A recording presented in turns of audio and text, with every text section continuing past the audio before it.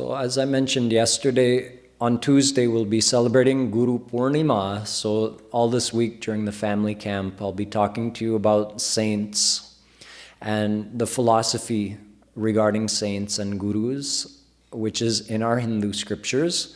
And we'll be learning about that through the stories of some great saints of India. So yesterday I explained the philosophy of what is a saint, how a soul is different from God, why a soul needs to attain God, why a soul is under the bondage of Maya, and how a soul can, through God's grace, go beyond the bondage of Maya and become God-realized, which is the very definition of a saint, one who is beyond Maya and who is God-realized. So tonight we're going to learn some more by studying or hearing about the story of Dhruv, Bhakta Dhruv, who was a very young devotee of God, 5 years old. So although he was devotional as a child, there was something that happened that led to him doing a lot of devotion, a lot of focused devotion, and actually becoming God-realized at that young age. Dhruv was on this earth planet in the very beginning of this day of Brahma. A day of Brahma is called a kalp. So each kalp is divided into sections called manvantar. So each manvantar is like a separate section, you can say, where life exists, human beings exist on the earth planet, and then there's sometimes a break in between the manvantar. So the first manvantar, at that time, Brahma started everything. He was given that task by Krishna. And he produced, in addition to some of the first saints and rishis, whom we know like Narad Ji and Atri and Bhrigu and Vashisht, all of these great saints, he also produced a saint called Manu, or Swayambhu Manu. Swayambhu Manu and his wife Shatrupa. They were tasked with populating the earth with human beings. Manu actually rules. He's the first, not human being, because the rishis are there first. He produces Naradji and all of his Manas Putra.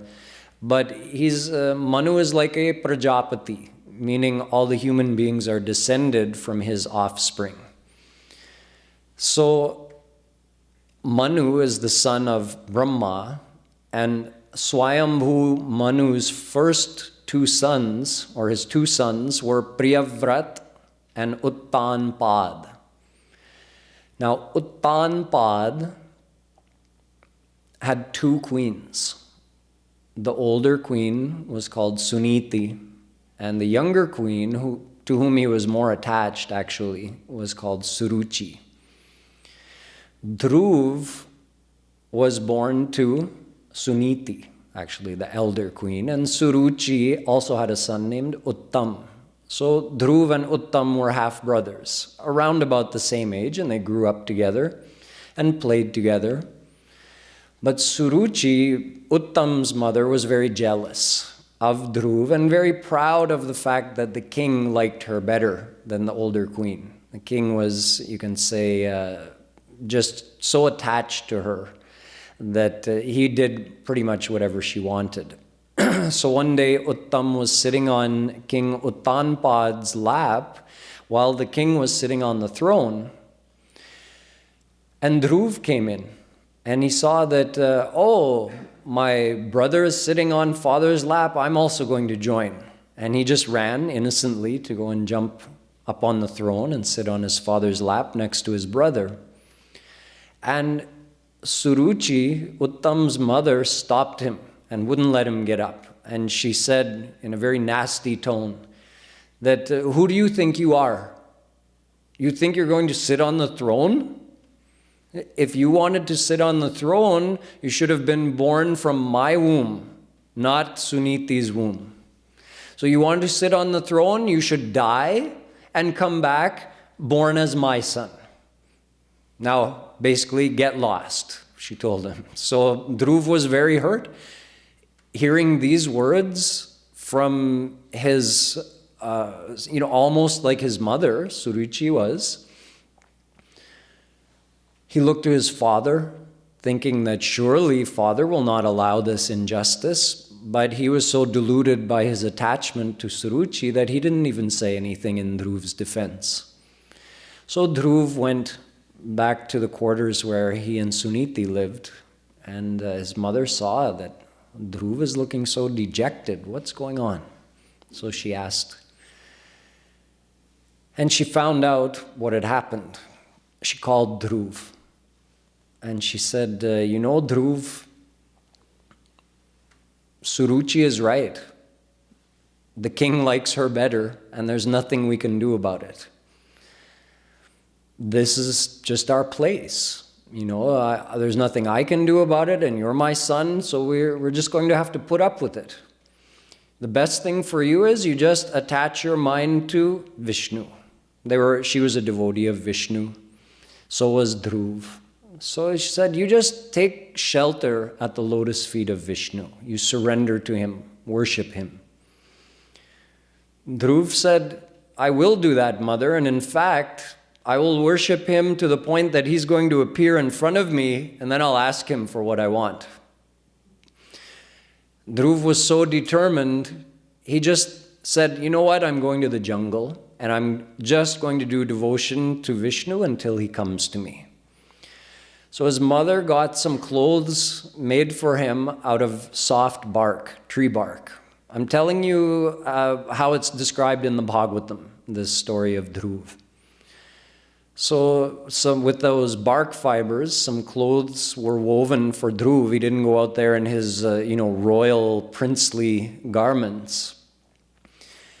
He went out there in these clothes made of tree bark.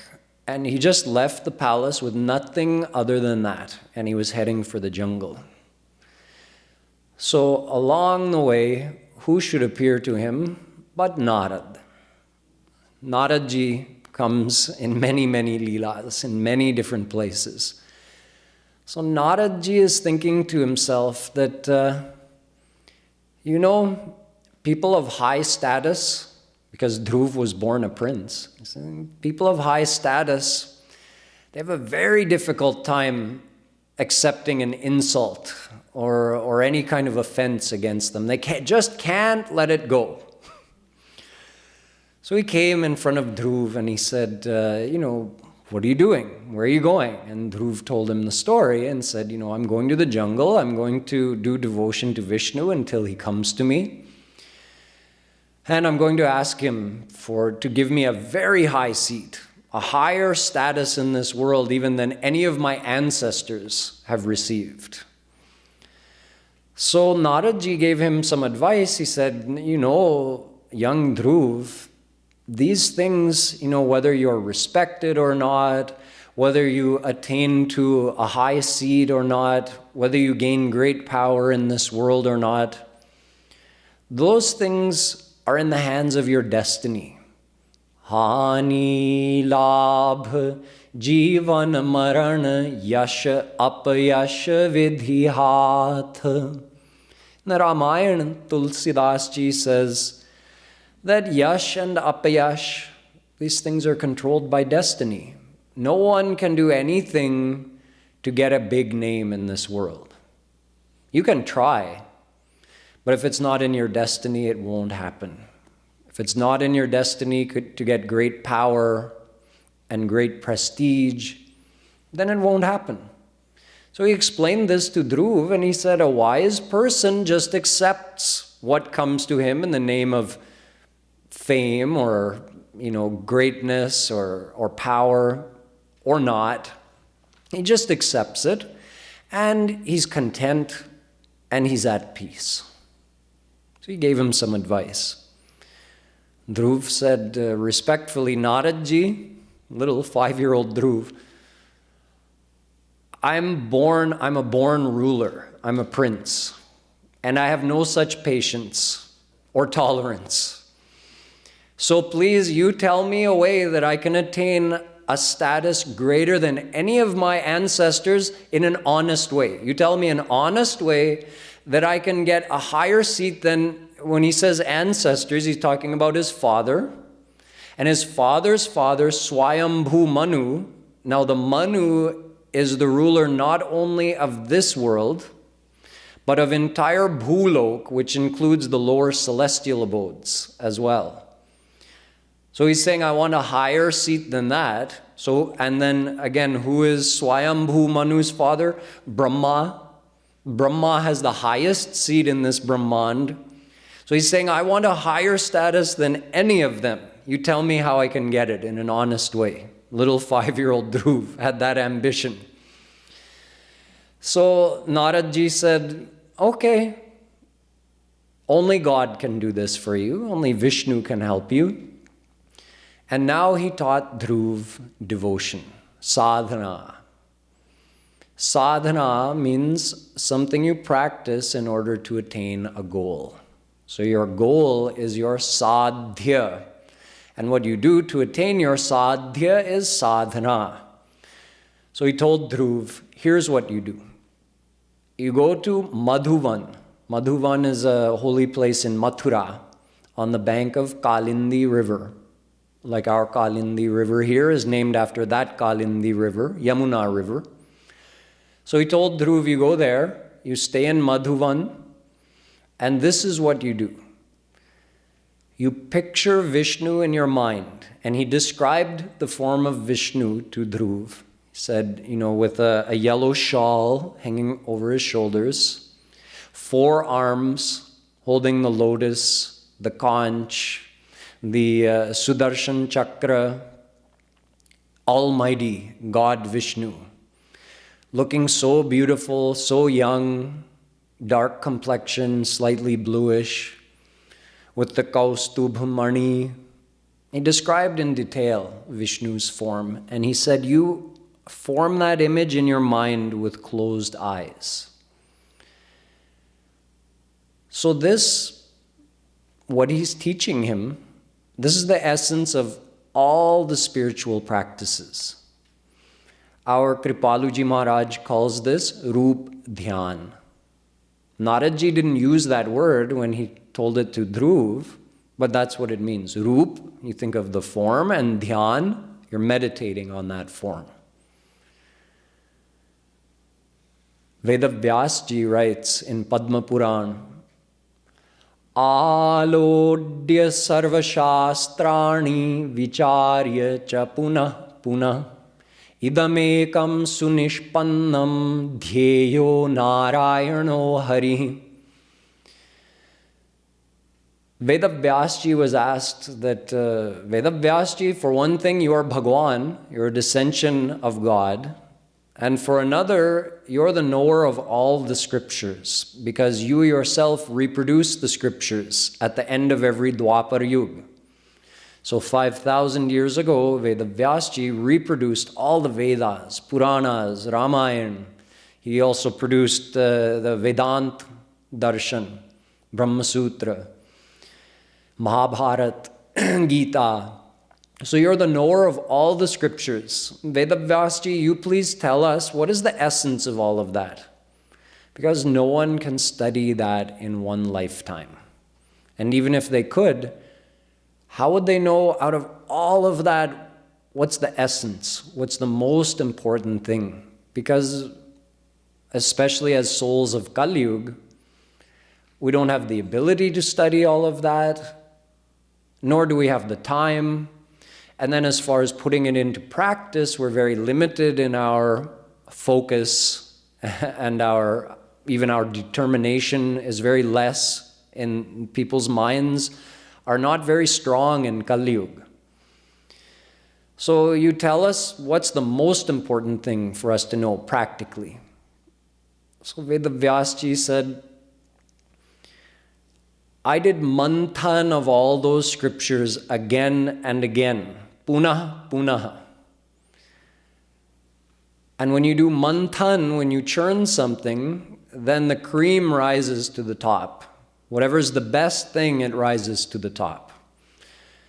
So he said the nishkarsh, the essence was one thing that rose to the top. Dhyeyah Narayana Hari. The very same thing Narad Ji told Dhruv. Do dhyan of God's divine form.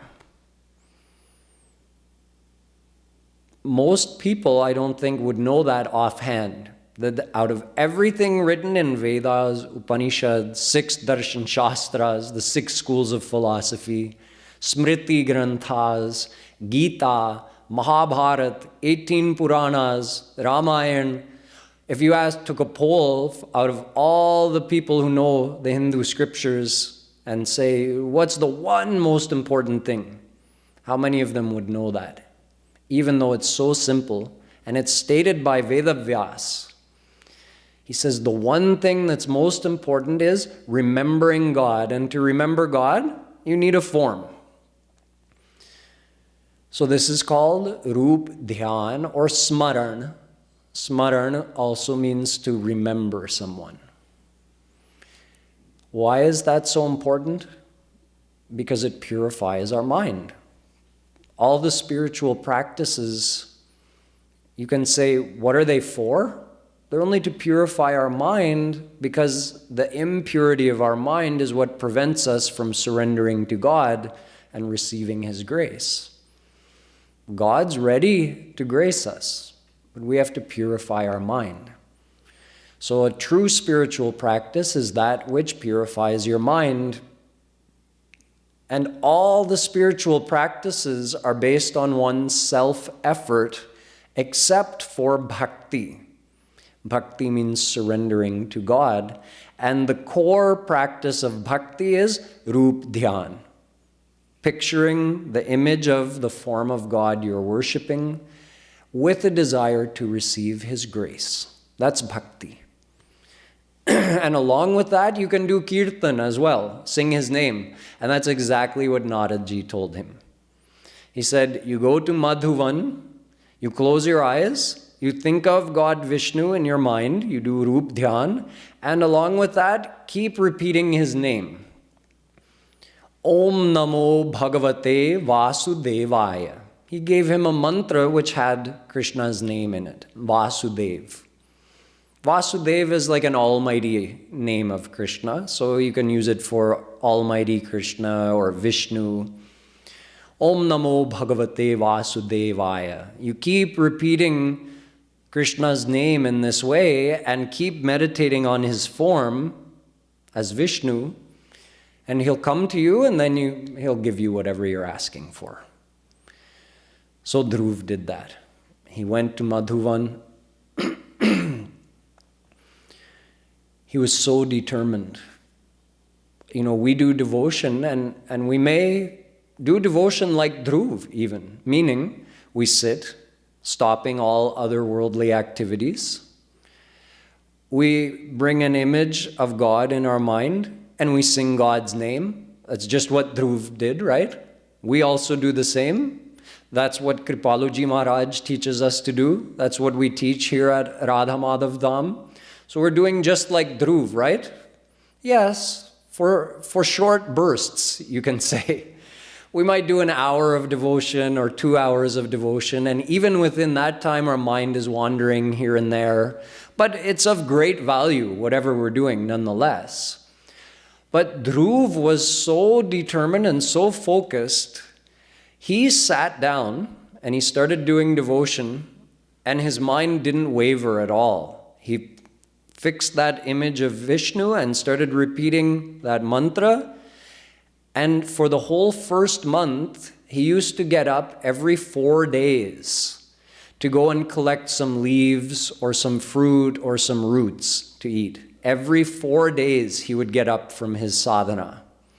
He'd eat a little bit and he'd sit back down and do more devotion. Then the second month, once in a week, he got up and collected some dried leaves, not that were fresh and still attached to the tree, that had fallen on the ground. And he would only eat those dried leaves once in a week. The third month, he stopped getting up. He stopped eating. He was just breathing. The 4th month, he again didn't get up, but he took 1 breath in a week. He was so introverted, his heartbeat slowed down to the point where he needed 1 breath in a week. The 5th month, he stopped breathing altogether. The 6th month, instead of doing his sadhana sitting, he was doing his sadhana standing on 1 foot with the other foot bent up. And he would just change. Every once in a while, he would be standing on the right foot, then he'd change to the left foot. So in this way, he did intense sadhana for 6 months. You can say unwavering. His mind was in God 24 hours a day for 6 whole months. 5-year-old Dhruv. So this image he had in his mind, because he was attaching his mind to God through this process, his heart was purifying. And when his heart became completely pure, he was standing in devotion, thinking of Vishnu, and that image had been in his mind the whole time. And then it just disappeared from his mind. He couldn't see it. So he opened his eyes and real God Vishnu was standing in front of him after 6 months. And Dhruv was so overwhelmed, he fell at his feet, he did pranam, and he wanted to praise him. But he didn't have the words to do it. He was so young. He didn't know what to say. So God Vishnu just reached down with his conch and he touched to Dhruv's forehead, and then Dhruv got all the knowledge. And he started reciting stuti of Vishnu in Sanskrit, a beautiful stuti praising God Vishnu. When he was done, Vishnu was very pleased, obviously, with his devotion. And he said, "Now, my son, I'm going to give you that thing that you were desiring, the ambition you had in your heart, why you came to the forest and did devotion. I'm going to grant you that thing. I'm going to grant you a higher status than any of your ancestors got." And he gave him the status of the North Star.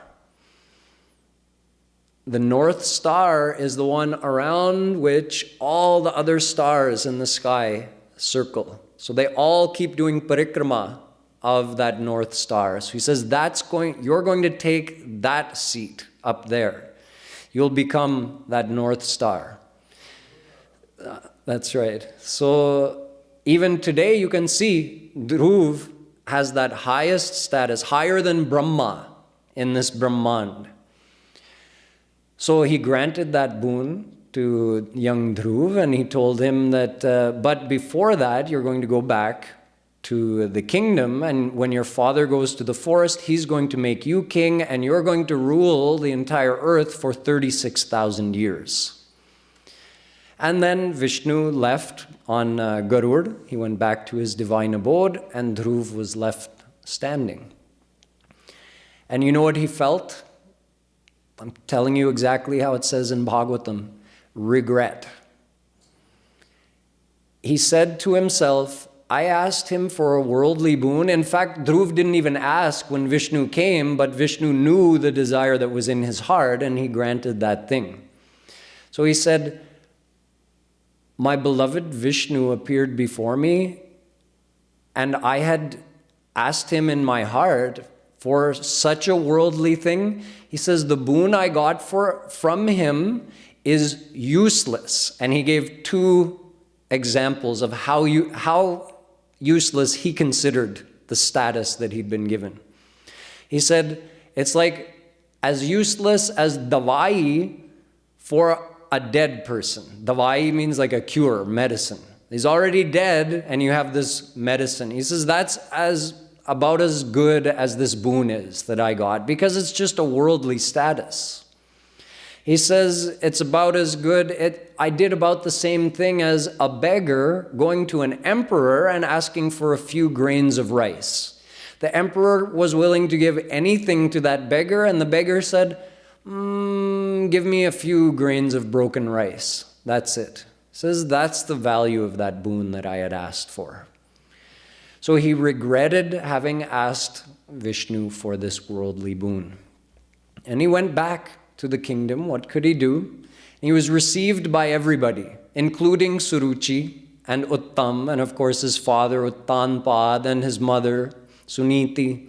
They were all so happy to get Dhruv back. And very soon after, even though Dhruv was still so young, his father decided that, okay, Dhruv, you're becoming king, I'm going to the forest. And then Dhruv ruled for 36,000 years, and then he went and took his place as the North Star. So this account of Dhruv's life, it teaches us several really important things. Number one, how to do devotion. He showed the exact way of doing devotion that is described in Bhagavatam and is taught by Kripaluji Maharaj. So simple. You sit and meditate on the form of God that you want to attain, and you chant His name. That's it. But the meditation has to be there, and the chanting augments or enhances the meditation, the effect of the meditation.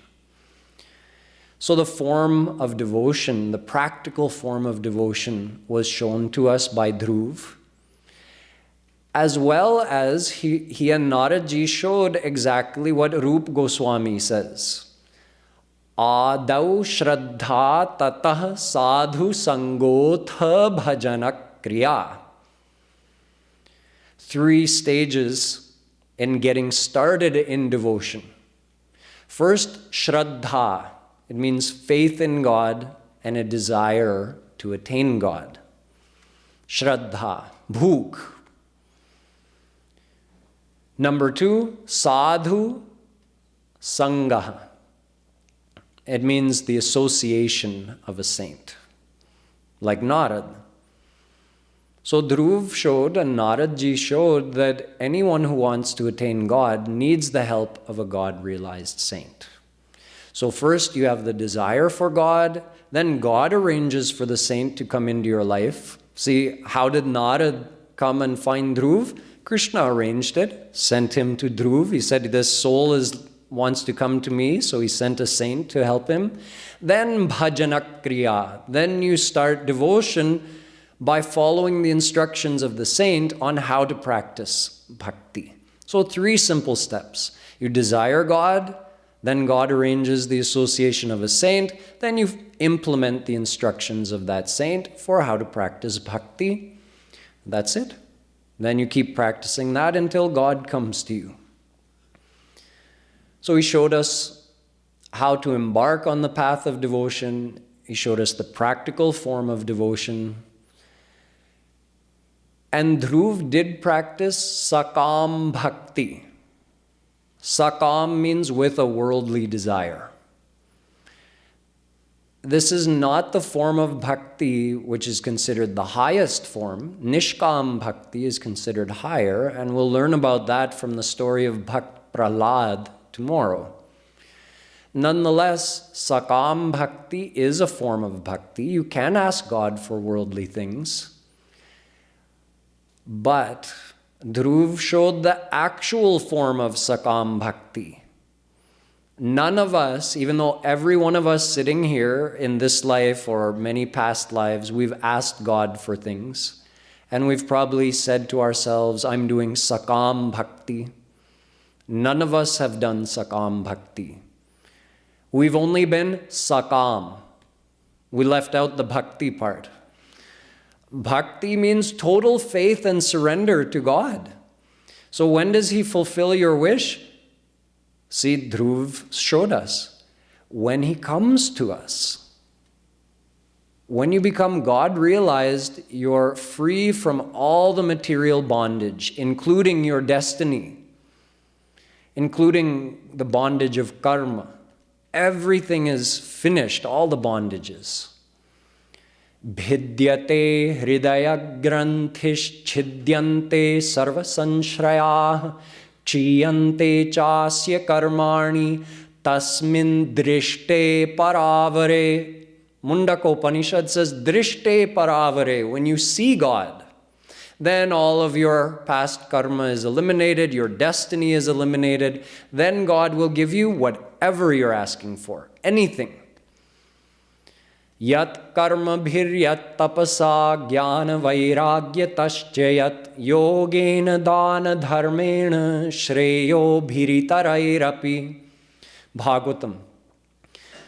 By doing bhakti to God, you can get anything which is given through any other path, even material things, very quickly and easily by surrendering to God, like Dhruv did. But the surrender has to be total, complete. So in other words, God grants even material desires after God realization, not before. So is that how we have done sakam bhakti? No. We just ask with partial faith. God, please give me this. Did Dhruv do that? Did he just casually ask in case God might fulfill his wish? No, there was nothing casual. He said, I'm going to find God. He's going to come to me, then he'll give me what I want. That is sakam bhakti, not just casually asking. If we're casually asking, we're under the bondage of our karma and our destiny, and whatever we get or don't get will come to us according to our destiny, not according to what we're asking God for, because we're not really asking God for anything. If we're not asking with full faith, then we're not asking. And full faith means total surrender, in which case God would have appeared before you. So Dhruv showed real sakam bhakti, but then he also showed his disappointment at the end, that there were so many other things I could have asked for, divine things. Why did I ask for just a material thing? He regretted his decision to ask God for a worldly thing. But he also showed us that with focus and determination and patience, anything is possible, no matter how old you are, or what is your state or status. If you make your mind up, you can attain anything, especially through God's grace, by surrendering to God. So these are the most important points from this recounting of Dhruv's story, according to how it's told in the Bhagavatam. And tomorrow we'll learn about Nishkam Bhakti from Bhakt Prahlad.